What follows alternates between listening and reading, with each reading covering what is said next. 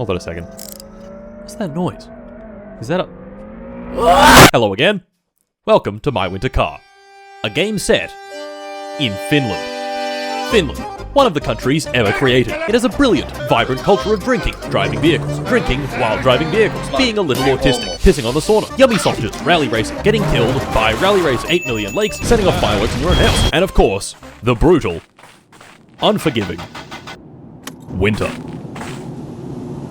My Winter Car is the sequel to My Summer Car, a game I have a little bit of experience in, and like My Summer Car, we have a simple goal. Buy a car, build the car, and race the car. How hard could that possibly be?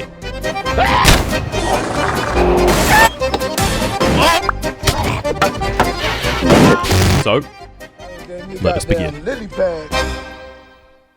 1999, Finland, Perijärvi, apartment number 6, Monday, 9 AM, attempt 1.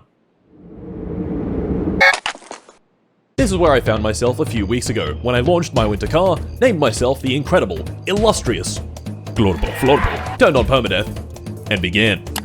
Immediately I noticed I had not started at my parents' house in the middle of the lake, but in the apartment in town. Clearly, this was my apartment, with beer bottles strewn all over the floor, and a few subtle urine puddles that really elevate the feng shui of the living space. For this run, all I wanted was to get the car running. This car, the Corus Revette. So how do we do that? Well, a good start would probably be finding the car. But the car wasn't over here, or over here, and it definitely wasn't in here. What the fuck? I couldn't find the Revette, but I could find the Sorbet. Okay. My humble daily driver that kinda, a little bit, sucks giant donkey balls. After scraping all the ice off the windows, I started her up and began exploring when I came across Timo's Pub. Timo's Pub! Timo! In My Summer Car, Timo's was our primary source of food and supplies. And Timo. But, in My Winter Car, his store has been put out of business by a new player in town. About 100 meters down the road, a 24-hour service station, Pisk. Yo! Wow. Pisk has quite the vibe. Calm music, a big seating area, kids' play equipment with just a little bit of piss on it. Oh yeah, a couple of attendants, one bad day away from ending it all, and this. Arknights Enfield! That's right, fuckos, this video is sponsored by Arknights Enfield, the brand new hit real-time strategy RPG with factory building? Oh, hell yeah! You play as the Administrator, the Engineer, so to speak, tasked with building a foothold for humanity on Talos 2. And by that, I mean destroy, kill, and plunder with impunity. Look at these high-level enemies. They're too strong for me to fight them normally, but I can fight them with turrets. Play as one of 24 unique operators, sure to activate your neurons. Sorry, did I just say players 1? I meant players 4 operators at the same time. Wow, I just barely defeated this boss with my weak, wimp-ass gear. But now, I have a new resource, which means a new production line, which means new upgrades and new gear. And now, I can do this. I was lucky enough to play this game for several days before it came out in these 2 videos on my second channel. And it was actually really fun. Like, for real. I got lucky and pulled this 6-star operator, struggled immensely against this boss. A triangle. I stretched my industrial empire far and wide, and even snuck into the Port Kembla blast furnace in Wollongong, where I got trapped in the coal coking machine. I'm Coke. The combat is pretty challenging, the factory building is delicious, and the story is multifaceted. So what are you waiting for? World Bonobo Day? Use my link in the description and download Arknights Enfield now for free. Available on PlayStation 5, PC, and mobile. Anyway. Pisk, calm music, lots of seats, play equipment with piss on it, and this. A little note with a phone number to buy the Corus Revette. And gambling. Back home, I gave that number a call, and the guy picked up, telling me to come grab the car at his house. Very exciting stuff. So I ran back outside, which was now dark. Shit. Navigating in the dark would probably be a bad idea, because, you know, it's dark. So I tried sleeping through the night, which didn't work because the night is about 18 hours long. Shit. This was also when I noticed a new, interesting bar in the top left. Problem. Problem is simple. If I have beer, no problem. But if I have no beer, problem. So a quick trip to Pisk and a couple of cases of beer later, my problem was solved. But beer makes you piss. So I started uncontrollably pissing all over the floor when I accidentally pissed on the electrical box. Yup, that's dark. Oh! And fucking died. And with that, Glorbo Florbo had survived for one singular day. Attempt 2. Name myself the Pissno, pissed on the TV and electrocuted my dickhole. Attempt 3. Name myself Kim Il-sung and gather some important data pertaining to fireworks and their specific thrust. And attempt 4. Name myself stripped down, stark naked, meandering off into the endless icy abyss, never to be seen again.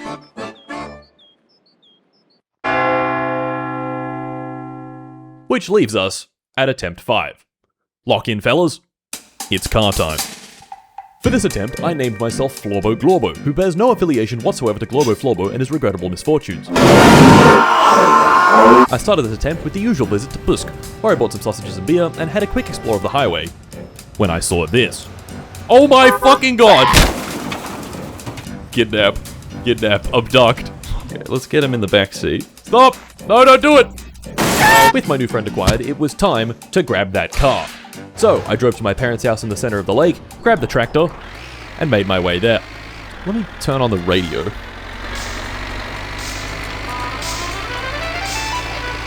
Bacteria music.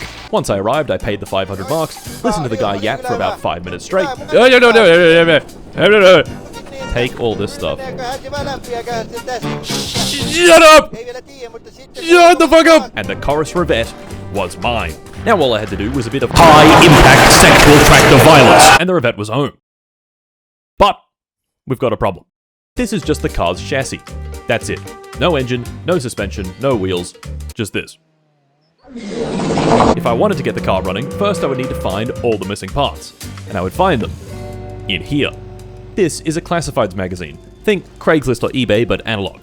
It's got all sorts of listings like this box of 5 car parts, this epic frog purse, 10,000 wasps, and the soul of a Lithuanian man harvested in 1972. This sounded like a great way to get our missing parts, but we've got 2 small problems. Firstly, how do we keep track of which parts we've already got? This one's easy. Spreadsheet. Problem 2, buying these boxes of parts costs money.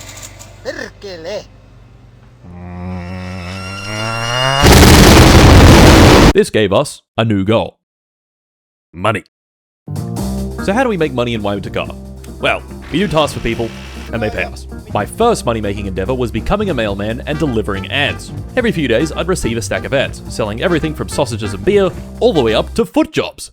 Which I just made up then, they do not sell that. I'd then neatly place those ads into mailboxes, and at the end of the week collect an absolutely horrendous 136 marks. My second money-making endeavor was becoming the world's shittest taxi driver. The job works like this. Once a customer calls, I turn on the meter, speed over to them, pick up the customer, drive at a comfortable pace, turn off the meter, and collect their payment. More interesting than delivering ads, but it also suffered from one little issue. The pay sucked mega donkey ass. So, let's try something a bit more profitable. I know, homebrewed illegal moonshine. Add 1 yeast, 6 sugar, and a bunch of water to this bucket. Seal up the lid and wait several days until it stops going like... This is Kill-U. Spelled like this. In my summer car, we sold enormous volumes of Kill-U to this guy. And nothing bad happened afterwards. In my winter car, he's moved in next door, which is even more convenient for my moonshining. What isn't so convenient is sometimes, at a crisp 3 AM, he wakes the neighborhood up with his earth-shatteringly loud finish. Oh my god! What is also not so convenient is this. He wants me to drink some of the Kill-U before he'll buy more. Now, I am a bit of a casual alcoholic, but this man is a ranked, competitive alcoholic. So about 4 bottles of the stuff later, I blacked out.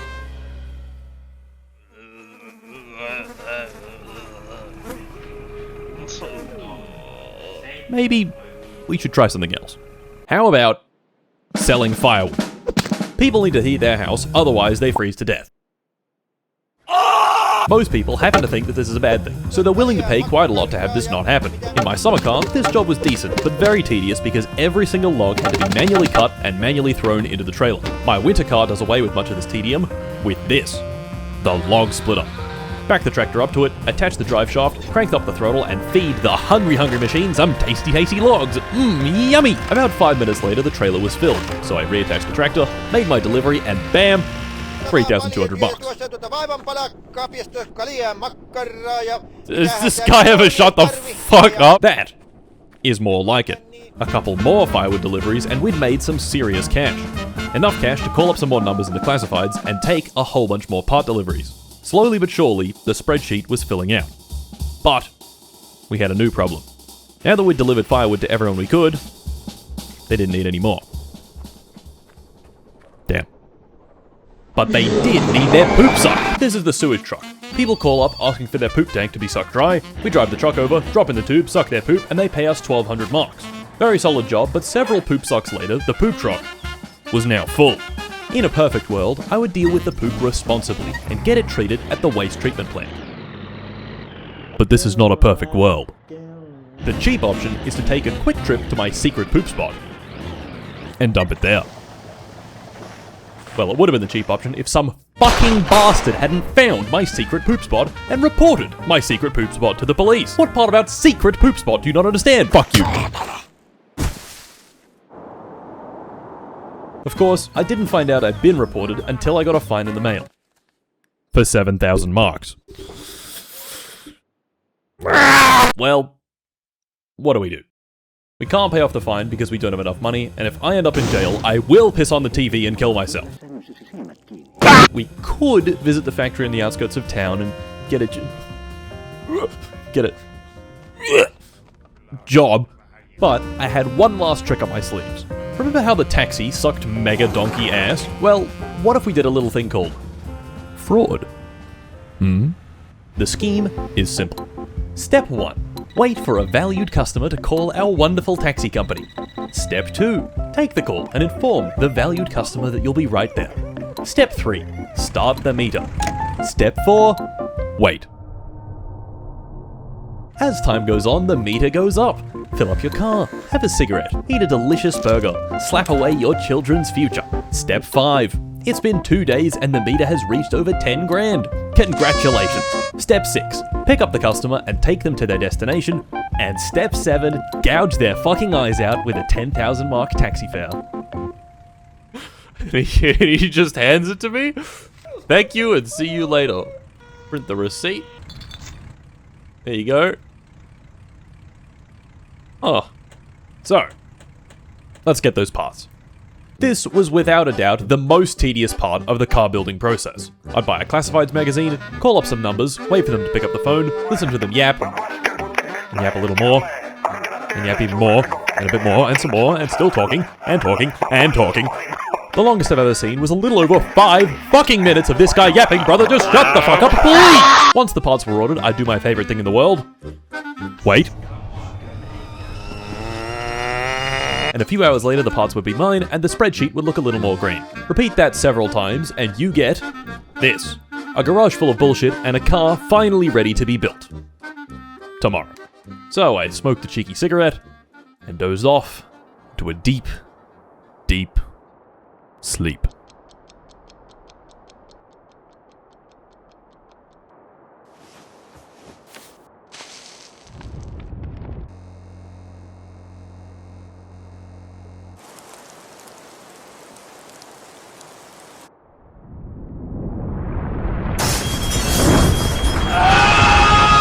What? My fucking house is on fire. What happened? What? No. Fuck. Fuck.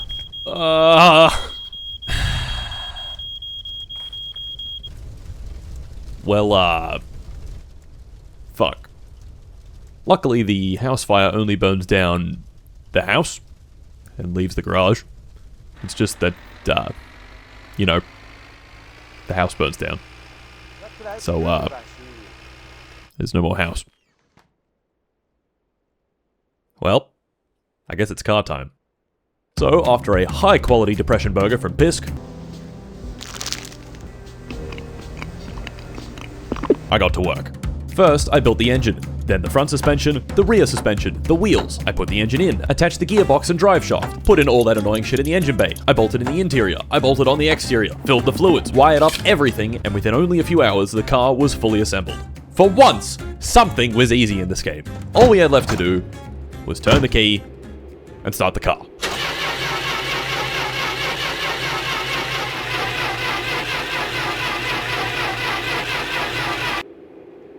Oh, fuck. Troubleshooting a car follows a simple logical process. For an engine to work, it needs three things: air, fuel, and spark. If we're missing one, it's not going to work. Let's start with fuel. Fuel comes from the fuel tank, into the fuel pump, into the carburetor, gets mixed with air and ignited in the cylinders. The fuel pump was fine, the carburetor was fine, the rockers and pistons were fine, even the exhaust was fine. But then, I noticed something. This is the camshaft. It has these little lobes on it that control when the engine's valves open and close. And this is the crankshaft. It's the part that turns the up and down of the pistons into round and round. If the crankshaft and camshaft aren't aligned properly, then we could be opening a valve while the piston is in the way. So how do we know if they're aligned? This little notch on the crankshaft gear needs to be here, and this little arrow on the camshaft gear needs to be here. So I realigned everything, tried starting the car again, and it didn't work. Okay. Spark. Putting the key in the ignition completes the following circuit. Electrical energy, depicted here in the form of gnomes, comes from the battery. The gnomes travel into the ignition coil where the battery's 12 volts is up to several thousand volts. You can think of this as launching the gnomes at high speed. These high-speed gnomes are then sent to the distributor, which controls when the spark plugs generate their sparks. Once the time is right, the high-speed gnomes are allowed to pass through the distributor into one of the spark plugs. Because they're going so fast, they can jump this air gap where they create a hot plasma that ignites the fuel and air mixture. Of course, none of this works if our little electricity gnomes aren't going fast enough. And this is when I found that the ignition coil wasn't wired up. With that fixed, I was confident that this time it would work. And of course, it did not. Alright. Air. Air comes in through the air filter, gets mixed with fuel in the carburetor, and that mix is sucked into the engine and combusted. When you step on the gas in a car, what that's doing is opening this butterfly valve called the throttle. This allows more air to come in, and it's the carburetor's job to spray in the right amount of fuel to make sure it's using all that air. If we have too much fuel, we call the mixture rich, and if we have too much air, we call the mixture lean. Okay. This was where I remembered something very important. This game is not my summer car. It's my winter car, and winter is cold. Cold fuel doesn't vaporize very well, and we need it to vaporize for the combustion to work properly. This means we want the fuel to turn from a liquid into a gas. How do we do that? Well, we consult the humble phase diagram. The horizontal axis is temperature, how hot our gasoline is, and the vertical axis is pressure. If we raise the temperature, say by running the engine, the gasoline vaporizes better. But to run the engine, we've got to start the engine, so that's not going to work. The other way to vaporize it better is to lower the pressure, and that's where this valve in the carburetor comes in, the choke. Think about what's happening when one of our pistons is going down with the intake valve open. It's creating a low pressure zone in the chamber here, which is getting filled by air and fuel. But if we restrict how much air can come in, say by closing the choke, this means that the chamber can't suck as much air in, which means this area is now at a lower pressure. As we can see in the phase diagram, a lower pressure means better vaporization. So, if I pull the choke out, hopefully, it will start. Oh! And it actually did! Let's fucking go! We did it, boys! Yeah! Yes! Yes! Yes! Yes! Yes! Yes! After somewhere around 30 hours of my winter car, I finally had the winter car. Once I threw some sandbags in the back for extra grip, I gave it a proper shakedown, taking it down the ice road at an absolutely incredible 100 k's an hour. Yeah, okay, it's slow, but it works. In deep snow, it was especially good. The Sorbet could only do about 40 k's an hour, while the Revette could do a staggering 60 k's an hour. Ooh. On the highway, it wasn't particularly impressive, but it did complete a lap. We had done it. The goal had been reached. We had bought a car, found all of its parts, assembled it, and against all odds, it actually worked. So I started heading back home, again over the ice, when it all came apart. Oh shit. Oh, fuck. Where's the trigger? Turn off.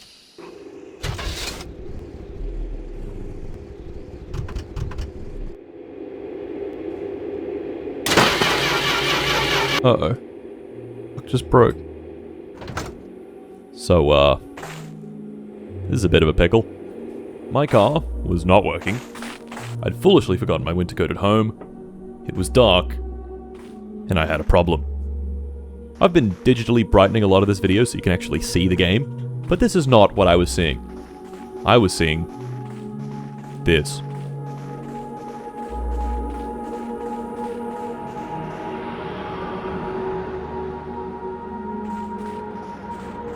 But the cold didn't get me. No. It wasn't the cold. It was no beer.